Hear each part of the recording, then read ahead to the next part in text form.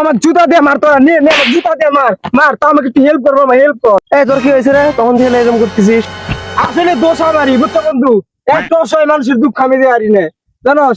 কালকে একটা ভিখারি আয়া আমার একটু ছোট ছোট দুইটা সালপাল আছে, কয় দুইটা রে ঈদের জামা কাপড় তো দূরে খায়, একটা মাংস বলে খায় আর না, তাহলে আমি কি করা হারি? বন্ধু তোরা 500 টাকা করে দে আমাকে, দে প্লিজ দে। বন্ধু একটা কথা ভাব, কত জায়গায় আমরা কত টাকা পয়সা নষ্ট করি, আর 500-600 যদি টাকা হয়, একজন পরিবার যদি সুস্থ ভাবে খুশিতে যদি ঈদটা পালন করা হারে, বন্ধু আমার তখন খুশি হবি না তোরা? সত্যি কথা। তাহলে বন্ধু আমরা কি করবো এখন ক? তাহলে বন্ধু তোরা 500 করে দে, আমি যাই দিয়ে দিমনি।